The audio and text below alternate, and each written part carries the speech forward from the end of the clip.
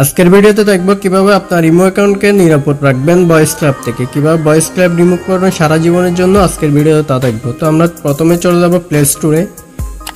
Play স্টোরে আসার পর এখানে ইমো অ্যাকাউন্ট লিখে সার্চ করবেন।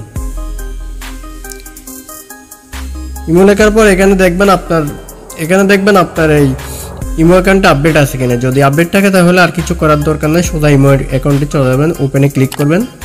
ওপেনে ক্লিক করার পর এখানে উপরে দেখতে তিনটা অপশন দেখতে পাচ্ছেন, একটা মেসেজ, একটা ভয়েস ক্লাব আর একটা কন্ট্যাক্ট। এখানে যদি কন্ট্যাক্টে ক্লিক করেন আপনার কন্ট্যাক্টগুলো শো করতেছে, আর যদি এখানে ক্লিক করেন ভয়েস ক্লাবগুলো নোংরামিগুলো এখানে শো করতেছে। কিভাবে এইসব থেকে আপনি মুক্তি পেতে চান তাহলে এখান থেকে আপনার এই অপশনটা কিভাবে বন্ধ করবেন। বন্ধ করার জন্য আপনি এখানে ক্লিক করবেন, এখান থেকে সেটিংসে ক্লিক করবেন।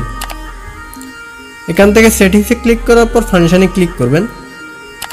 ফাংশনে ক্লিক করার পর উপরে দেখতে হবে ভয়েস ক্লাব নামে যে অপশনটি আছে ওই অপশনটি এখান থেকে ক্লিক করে বন্ধ করে দিতে পারবেন সারা জীবনের জন্য। তো এখানে ক্লিক করবেন, ক্লিক করার পর কনফার্মে ক্লিক করবেন। কনফার্মে ক্লিক করার পর রিলোড নেবে।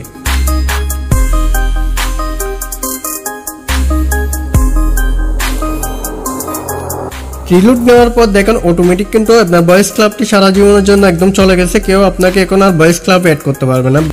এভাবে আপনি আপনার ইমো অ্যাকাউন্টকে ভয়েস ক্লাব থেকে সারা জীবনের জন্য মুক্তি পেতে পারেন। তো এভাবে আপনি ভয়েস ক্লাবটাকে রিমুভ করবেন। আর ভিডিও ভালো লাগলে অবশ্যই সাবস্ক্রাইব এবং লাইক করবেন।